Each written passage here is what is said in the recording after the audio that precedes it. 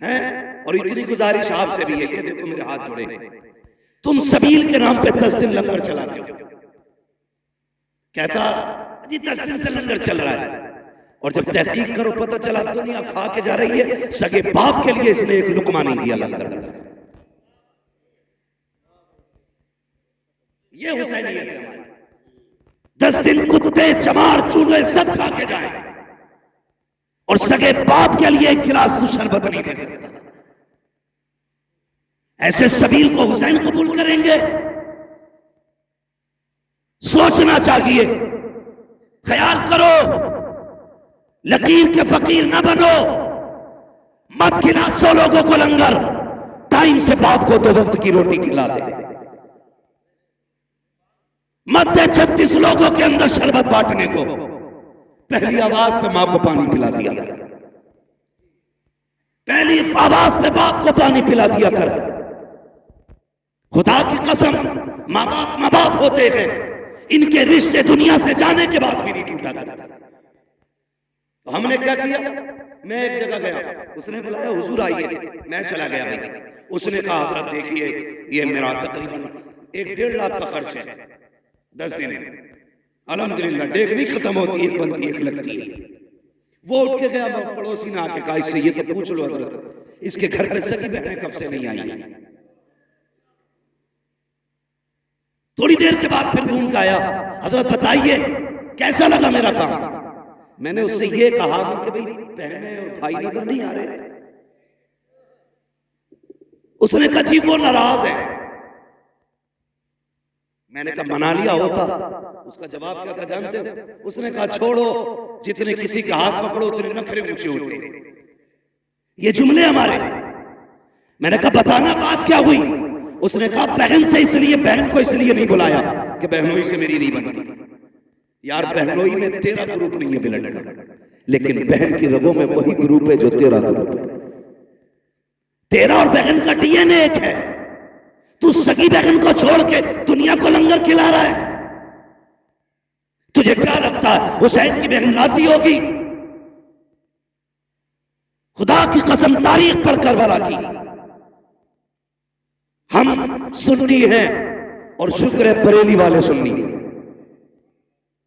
हम सीना पीट के अली अली नहीं करते, हम सीना खोल के अली अली करते हैं। ये याद रखिए। करबला पढ़िए आप करबला और समझिए करबला को, रिश्ते कैसे निभाए हैं करबला, रिश्ते कैसे निभाए। काफिला कैदी बन के चला था। बोलो, जब नमाज का वक्त होता था, अहले बैत अतहार की शहजादियां कहती नमाज पढ़ रही है, तो यजीदी कुत्ते खुद तो शामियाने में बैठते थे। अली के घर की बेटियां नीले छत वाले आसमान के नीचे बैठा करती थी। और उनमें जो 64 औरतें चली थी, तकरीबन 20 औरतें तो सिर्फ रास्ते में शहीद हो गई थी। कोई इस गम में चली गई, किसी का बेटा शहीद हुआ, कोई भाई के गम में चली गई। बड़ा दर्द था वहां पे, लेकिन कसम खुदा की कुर्बान जाओ अहले बैत के, एक एक बच्ची की अजमत पे। जब असर के वक्त में एक जगह काफिला रुका, बहुत गौर से सुनना, मैं बता रहा हूं रिश्ते कैसे निभाए गए। असर के वक्त में काफिला रुका तो औरतें नमाज में मसरूफ हुई। हजरत सकीना कई दिन से नहीं सोई थी, थकन थी। मैं तो ये कहता हूं जिसका सबसे ज्यादा करबला में खर्च हुआ है, उसी जात को सैयदा सकीना कहा जाता है। हाँ, सबसे कम उम्र में सबसे बड़ा खर्चा हजरत सकीना का। अगर इस मजमे में ना इतने बड़े मर्दों के बीच में किसी के आगे किसी का कटा हाथ फेंक दो ना, पूरी गली साफ होगी। हाथ बड़ी बात है, खाली उंगली काट के डाल दो, डर के मारे लोग भाग जाएंगे। उनका जिगर कैसा था, साथ में बाप का कटा सरने से पे था, लेकिन खुदा की कसम उन्होंने रब की तस्बीह नहीं छोड़ी थी। हाँ, तस्बीह नहीं छोड़ी थी। जब काफिला रुका, कई वक्त से हजरत सकीना सोई नहीं, मुसलसल सफर जागना, तो सोचा कहीं आराम करूं। कोई साया नहीं था, एक झाड़दार दरख्त के पास जाके लेट गई। आंख लग गई, बचपन था, छोटी थी, थकी थी, गम था, भूख थी, कई चीजें जमा थी, लेटी आंख लग गई, काफिला आगे बढ़ गया। मगरिब की नमाज के लिए एक जगह काफिला रुका, फिर जब काफिले को आगे बढ़ने का हुक्म दिया गया, अल्लाह अकबर, तो जिस नेज़े पे मेरे इमाम का सर था वो नेज़ा आगे नहीं बढ़ा। हजरत सैयदा ज़ैनब ने कहा, ज़ैनुल आबिदीन जी फूफी का पता करो ये नेज़ा क्यों नहीं आगे बढ़ रहा, काफिला क्यों नहीं जा रहा है। आपने पता किया तो पता चला जिस नेज़े पे सरे हुसैन है वो नेज़ा नहीं उठ रहा है। आपने फूफी से कहा, लगता है करबला के मैदान से आने वाले मुसाफिरों में कोई मुसाफिर पीछे रह गया है। कहा किस लिए? का बाबा का सर आगे नहीं जा रहा है। हजरत ज़ैनब ने जब इतना सुना अपनी सवारी से नीचे उतरी और आवाज दी सबको, सबके नाम आए, जवाब आता रहा, लेकिन जब सकीना का नाम आया कोई जवाब नहीं आया। बेकरार हो गई हजरत सकीना के गम में, तलाश करने लगी कहाँ है सकीना, इसलिए कि सकीना वो है जो हुसैन के गले का तावीज है, सकीना वो है जो बाप के सीने पे सर रख के सोती थी। और यार अजीब रिश्ता होता है बाप बेटी के साथ। बाप परदेश चला जाता है, बेटियां रोया करती हैं, बाप आने में देर कर दे बेटियां नाराज होया करती हैं, मगर मेरा हुसैन तो बेटी को आखिरी बार अलविदा कह के गया था। बेटी जानती है सामने बाप का सर कटा है, पता सकीना के जिगर पे क्या गुजरी होगी, लेकिन वो साबिर लोग हैं, शाकिर लोग हैं। उन्होंने कपड़े नहीं फाड़े, बाल नहीं नोचे, सरों पे मिट्टी नहीं डाली थी। कहते थे यार अब जिसमें तू राजी है उसमें तेरे नबी के घर वाले राजी रहते।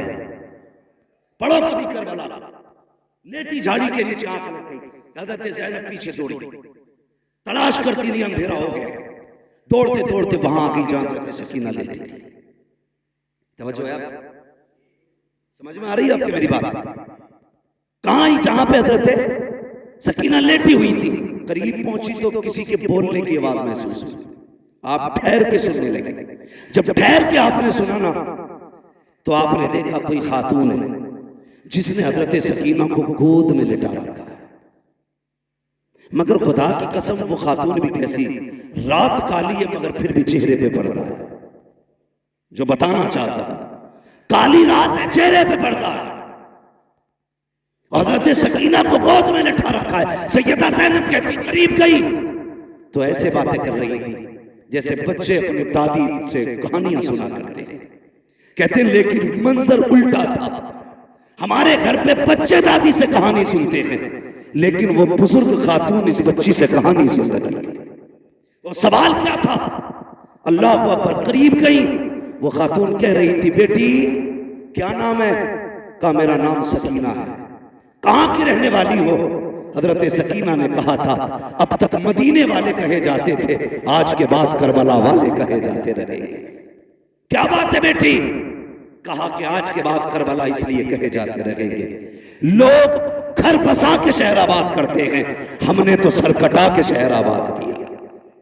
क्या कह रही हो? कहा हमने दीन बचाया है नाना का। क्या कीमत दी है?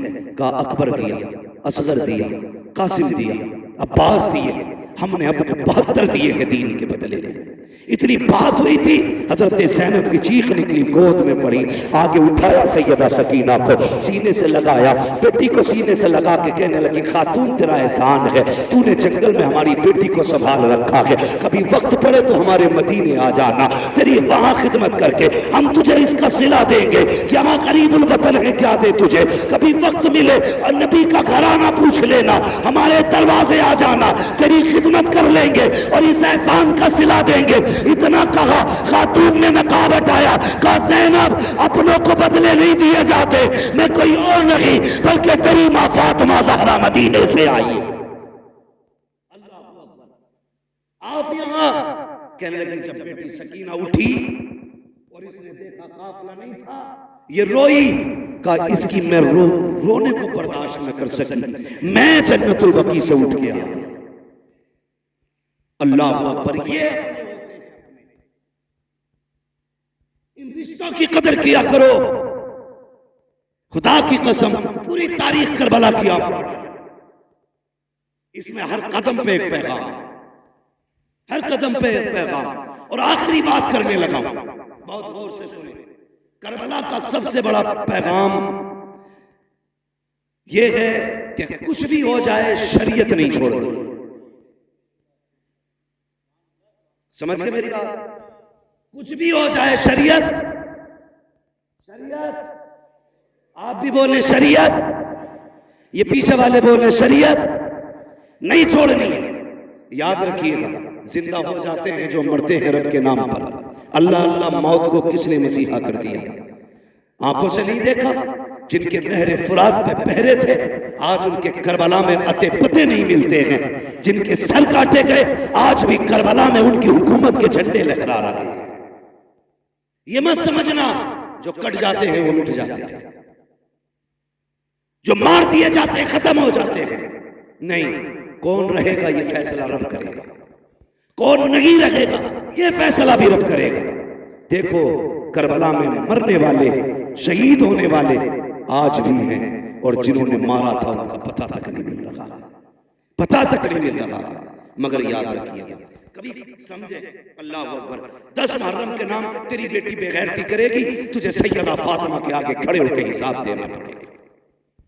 मैं नहीं कहता तुम्हारी बेटी का हिसाब मौलाना राहत नहीं देंगे, मौलाना अशफाक नहीं देंगे, ये उलमा तुम्हारी बेटियों का हिसाब नहीं देंगे, तुम दोगे। तुम सैयदा फातिमा कलाई पकड़ के पूछेंगी, बता मेरे बाबा की शरीयत इतनी मुश्किल थी कि तुझसे चंद ग्राम का दुपट्टा सर पे न रखा गया? क्या जवाब दोगे? सोचो तो सही। कोई जवाब नहीं है तुम्हारे पास, और किसी के पास नहीं होगा, किसी के पास नहीं होगा। जिंदगी ऐसी गुजार के जा, अगर सैयदा आए, अगर कुछ पेश ना भी कर सके तो कम से कम उनके आगे शर्मिंदा ना होना पड़े, शर्मिंदा ना होना पड़े। एक रिवायत मिलती है किताब में, अहले बैत अताहर की चादरें खींची गई, छीनी गई, है किताब में, लेकिन मेरा इश्क कबूल नहीं। मैं अपनी बात करता, मेरा इश्क कबूल नहीं करता। क्यों? इसलिए कि हजरत राबिया बसरिया बेटी नहीं है हुजूर की, हुजूर की बेटी की कनीज है, गुलाम है उनके दर की। सो रही रात में चोर आ गया, उसने चादर खींचने के लिए हाथ बढ़ाया। आज तो पैसे की चोरी होती है, उस वक्त कफन तक लोग चुराते थे। हाँ? आज तो 10-5 हजार उल्टा चोर चुराने के लिए खर्च कर लेता, 10-5 खर्च करके 10-5 लाख चुरा लेता है ना, चुक्का डालना जैसे कहते हैं। तो ये सिस्टम आज होता है, लेकिन पहले कपड़ा ही मिल गया बड़ी बात। राबिया बसरिया सो रही, चोर आया, हाथ बढ़ाया, आंखों के आगे अंधेरा, डर के छोड़ दिए, फिर हाथ बढ़ाया, फिर छोड़ दिया, 3 बार किया, चौथी बार हाथ बढ़ाना चाहता था, आवाज आई, नादान देख नहीं रहा, राबिया बसरिया सो रही है मगर इसका खुदा जाग रहा है, खुदा जाग रहा है, कोई चादर नहीं छीन सकता। ओ भाई मुझे बता, अगर राबिया की चादर रब नहीं छीनने देता तो अली की बेटी की चादर कैसे छीनने दे सकता? जबकि उनकी इज्जत और उनकी तहारत की हिफाजत का जिम्मा मेरे रब ने लिया। हाँ, खुदा की कसम, पढ़ो ना करबला को, जब यजीद के दरबार में हज़रत सकीना गई, कौन, कितनी उम्र थी? सारे बोले कितनी? हाँ बोल दो भाई, आप भी कितनी? 7 साल। कम से कम सुन्नियों को उनके बारे में तो पता रहता ही है सभी। अब मुझे डाउट हो रहा थोड़ा सा, कितनी उम्र थी? आगे वाले बोले 7 साल। 7 भी है, 4.25 साल भी है, अलग अलग तारीख है, ठीक है जी, 7 साल भी माना। तो ये कोई इतनी बड़ी उम्र नहीं है जिसमें औरतें पैरों तक पर्दा लटका के चले। हमारे यहाँ बचपन ही तो है 7 साल। यजीद के दरबार में जब खड़ा किया गया, उस वक्त हजरत सकीना के गले में रस्सी थी। यजीद ने ये पूछा, कौन है ये? हजरत फिजा ने बोलना चाहा, उसने कहा तू चुप रहे, मुझे इससे पूछना है। जिद्दी जलील करना चाहता था वो। उसने फिर कहा कौन है तू? हजरत सकीना की कोई आवाज नहीं निकली। कहा ये बोलती क्यों नहीं? इमाम ज़ैनुल आबिदीन ने कहा जालिम, ये बोले कैसे? इस बच्ची के गले में जो रस्सी है ना, इसका फंदा इतना टाइट है कि आवाज नहीं निकल पा रही। अगर बात करनी है इससे तो कम से कम रस्सी तो ढीली कर। एक ही यजीदी आगे रस्सी खोलने बढ़ा, सुनना प्यारे तेरी बेटी बाजार में कहां कहां ना गई, कितने मर्दों से बाजू टकराए, कितनों के हाथ लगे, कितनों की नजरें पड़ी हैं। देख अपनी बेटी को और देख हुसैन की बेटी को। एक ही यजीदी गले का फंदा ढीला करने के लिए आगे बढ़ा, दौड़ लगाई, इमाम ज़ैनुल आबिदीन के कदमों से लिपट गई। उसने कहा ये कैसी बच्ची है, अपने गले का फंदा ढीला नहीं करने देती। इमाम ज़ैनुल आबिदीन ने तड़प के कहा था, ओ जालिम तू नहीं जानता ये अली के घर की बेटी है, ये मर तो सकती है, किसी गैर का हाथ इसके बदन को लग जाए गवारा नहीं कर सकती। ये अली के घर की गैर है, उनके घर की बच्ची की ये हया है, और तेरी 18 साल की बिगड़ गई। हाँ, सिर्फ सबील पी लेना ये सुन्नियत नहीं है, खिचड़े खा लेना सुन्नियत नहीं है। तेरी बेटी देखने में कनीज़े फातिमा ज़हरा नजर आए, ये सबसे बड़ी सुन्नियत है। हाँ, 10 मुहर्रम आए तो काले कपड़े न पहन, धागे न लपेट, ढोलक न लटका, जैसी पहली मुहर्रम का चांद नजर आए तेरे घर से कुरान की तिलावत की आवाज आनी चाहिए। करेंगे इंशाअल्लाह ऐसा, सारे बोलो इंशाअल्लाह। और मैं इस पर भी बहस नहीं करूंगा कौन कुरान पढ़ता कौन ढोल बजाता। मैं तो ये दुआ करूंगा जो ढोल बजाते हैं उनका हश्र ढोल वालों के साथ हो, जो कुरान पढ़ते हैं उनका हश्र कुरान वालों के साथ। अब तेरी मर्जी है कौन सा अमल देता है। चले थोड़ा खत्म कर देते, तवज्जो है आप लोगों को। बातें कड़वी है, मेरी तकरीर तबे यार को बेचैन करती है, सबब क्या है वही कहता हूं जो दिल पर गुजरती है। दिल दुखता है, मौत की तैयारी करो, मरने की तैयारी करो, इससे पहले कि कोई कहे अच्छा हुआ बेगैरती चली गई मोहल्ले की। ऐसी जिंदगी गुजार के जब लोग रो के कहे बड़ा अफसोस है दीन का सुतून चला गया, दीन का मजबूत खंबा चला गया, दीनदारों का सहारा चला गया। ऐसी जिंदगी गुजार के जा, फिर देख तू बाद में आएगा मदीने वाला तेरी कब्र में पहले आ जाएगा। हाँ, कम से कम उनके हो के तो जियो। आज बेपर्दगी देखो और कल का पर्दा देखो। अल्लाह तौफीक दे। सबसे ज्यादा जरूरी है इस वक्त पर्दे को आम किया जाए, पर्दे को आम किया जाए। अभी कई लड़कियां जो मुर्तद हुई उनके हवाले से लोगों ने कहा कि देखो ये जितनी भाग रही है ना गैर मुस्लिमों के साथ, ये सारी पर्दे वाली होते जा रही है। मैंने कहा तूने गलत सोचा और समझा भी गलत है। ये जितनी भाग रही है ना ये पर्दे वाली नहीं, ये सारी बेपर्दा। का तुमने नहीं देखा फला स्कूटी पे नकाब में थी, फला होटल में नकाब में थी, उस रोड में नकाब में थी, फला जगह नकाब में थी। मैंने कहा सुन, अगर इसने बचपन से नकाब पहना होता ना तो आज किसी कुत्ते के बिस्तर पे नहीं होती। आज ये अपने ऐब को छुपाने के लिए नकाब का सहारा ले रही है। क्या कि अच्छा होता इसने बचपन से नकाब पहना होता, खुदा की कसम ये नापाक के बिस्तर पे नहीं होती, ये भी जन्नती होती, और जिसके बिस्तर पे जाती वो बिस्तर भी जन्नती का बिस्तर हो। मगर हुआ परवरिश गलत की, लुक़्मे हराम के खिलाए गए, औलाद को तीन शरीयत नहीं बताई गई, इसलिए उसे भगवान खुदा में फर्क नहीं। ख्याली बातें लगी उसे जन्नत की, और हमारी अभी टोपियां नीचे नहीं हुई, हम अभी भी टांगे खींच रहे हैं, एक दूसरे को जलील करने पे लगे। बचाओ यार उम्मत को, उम्मत डूब रही है।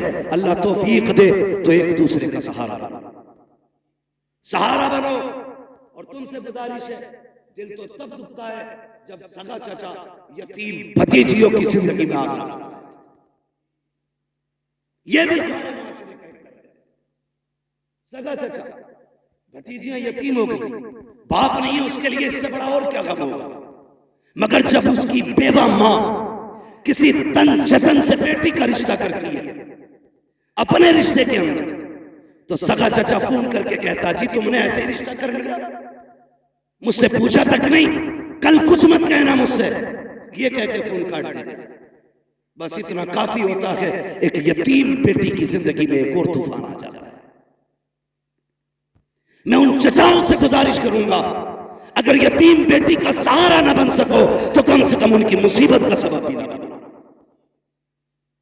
जैसे तेरी अपनी बेटी वैसे तेरे भाई की बेटी है। आज तेरा भाई नहीं तो तेरी जिम्मेदारी है।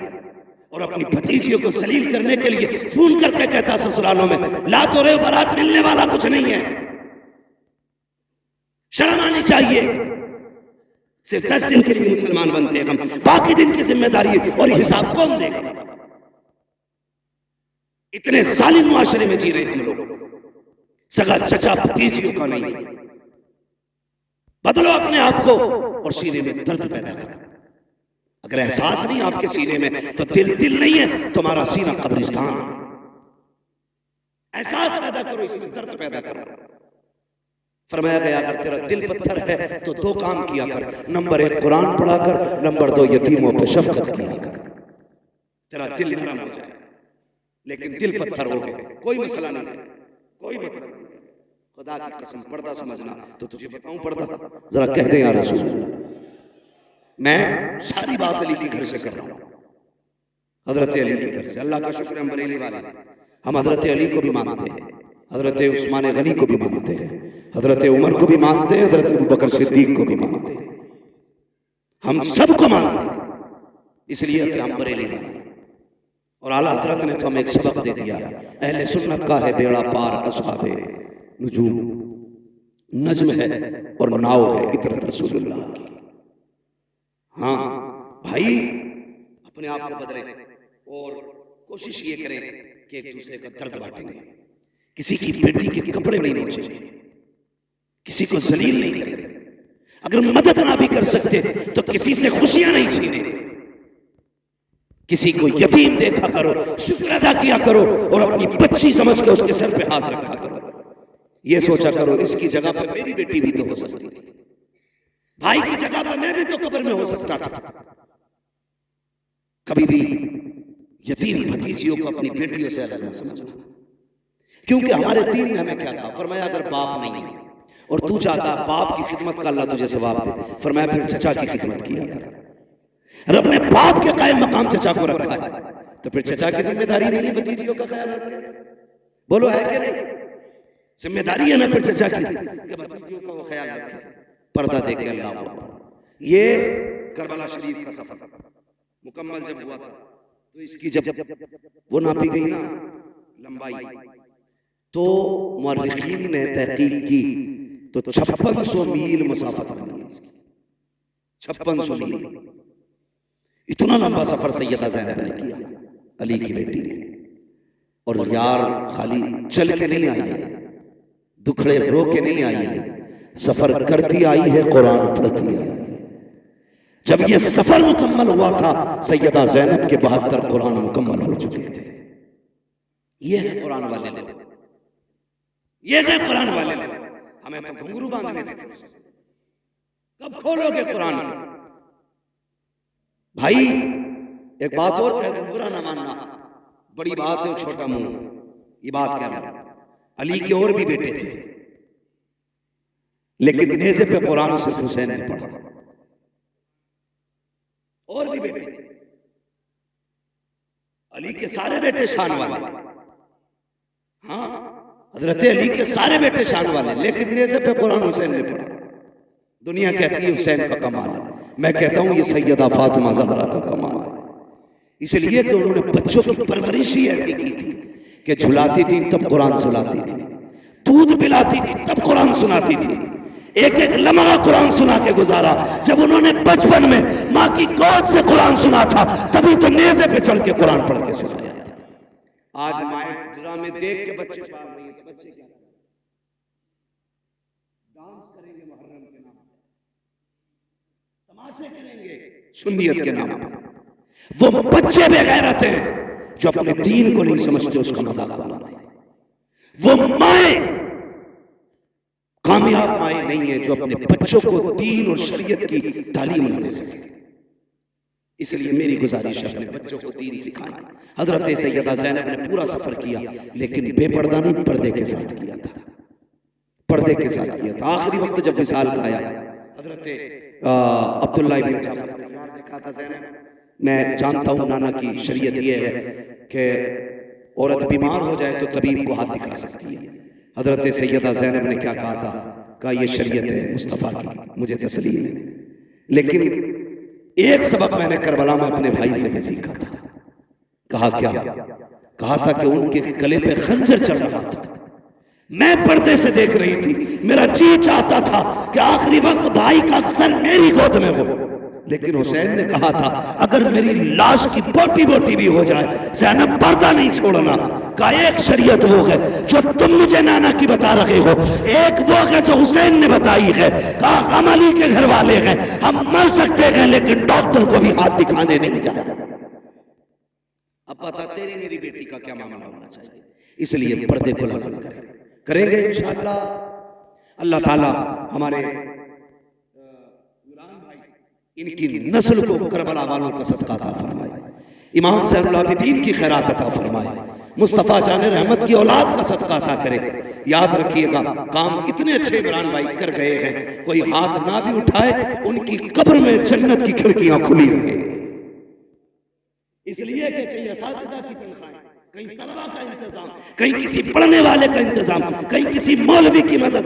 कितने काम तो ऐसे थे जो पर्दों में होते थे, कोई नहीं जानता था, या तो इमरान जानता था या पैदा करने वाला खुदा जानता था। कितने ऐसे काम कर गए हैं कि जब तक उन कामों का असर रहेगा उनकी कब्र में जन्नत की ठंडी हवाएं आती रहेंगी। इतने उलमा का आ जाना यकीनन यह हमें बताता है वो शख्स जन्नती है, वो शख्स जन्नती है। वरना इतने सारे उलमा और ऐसे ऐसे उलमा खुदा की कसम जिनसे मुलाकात करने के लिए लोगों की जूतियां खिस जाती हैं, आज वो इस महफिल की जीनत खुद बने हैं। ये बता रहा है कि मोहम्मद से वफा तूने तो हम तेरे हैं, ये जहाँ चीज़ है क्या लोहो कलम तेरे हैं, वह अम्मा बिनेमति रब्बिका फहद्दिस। वो लोगों अपने रब की नेमतों का खूब खूब चर्चा करो, तज़किरा करो। ये ज़िंदगी अल्लाह की नेमत है, इसको सही से गुजारो, मौत के लिए तैयार रहिएगा। बच्चों हुए अगलात उनको माफ़ फरमाए रब्बे कायनात। ज़िंदगी ने दिया साथ, फिर होगी मुलाकात। सारे लोग कलमा शरीफ पढ़ लीजिए, ला इलाहा इल्लल्लाह मुहम्मद रसूलुल्लाह व मा अलैना इल्लल बलाग। अस्सलामु अलैकुम व रहमतुल्लाहि व बरकातुहू।